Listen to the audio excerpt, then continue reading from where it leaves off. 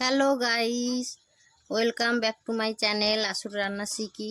আজকে আমি খামালু দিয়ে মাছের ঝোল বানাবো। তাই এইটা তো আমাদের ভাষায় খামালু বলে, আপনাদের কি বলে তাও জানি না, আপনারা কমেন্টে জানাবেন। আর আমি এটা সিলভার কাপ মাছ দিয়ে এটা ঝোল বানাবো। চলো দেখি, এবার এটা কেটে নিই।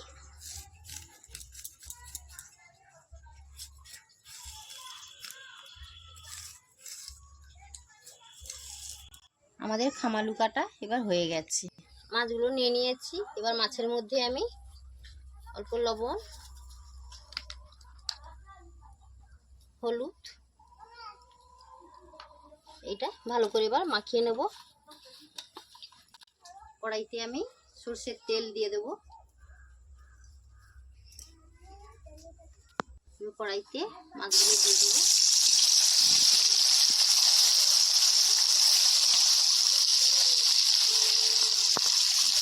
মাছগুলো আমার লাল লাল ভাজা হয়ে গেছে, এবার নামিয়ে নেব। এর মধ্যে আমি খামালুগুলো দিয়ে দেবো। আলু,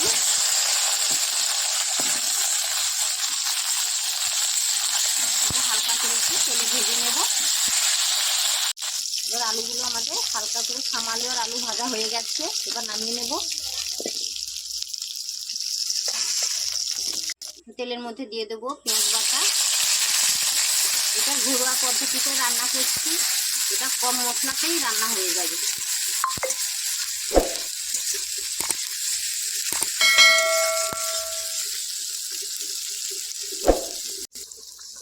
এবার দিয়ে দেবো আদা বাটা, এখানে টমেটো কুচি,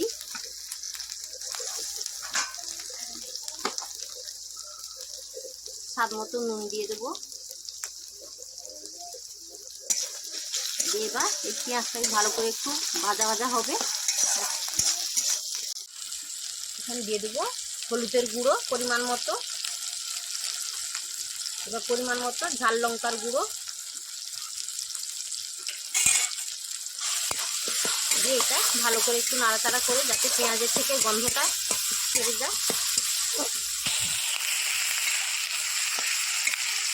মশলাটা থেকে তেলটা ছেড়ে গেছে, এর মধ্যে দিয়ে দেবো খামালু আর আলু, এটা দিয়ে দিয়েছি। এবার এটা ভালো করে এবার নেড়ে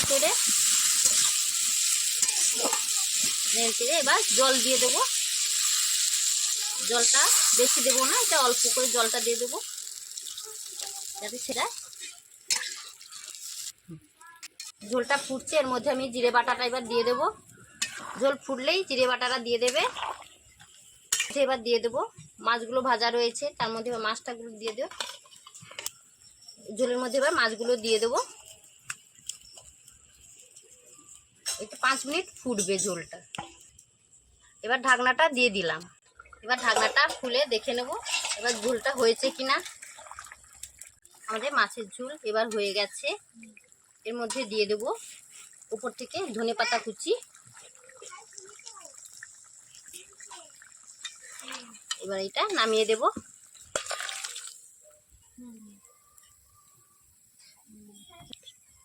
আমাদের মাছের ঝোল রান্না হয়ে গেছে।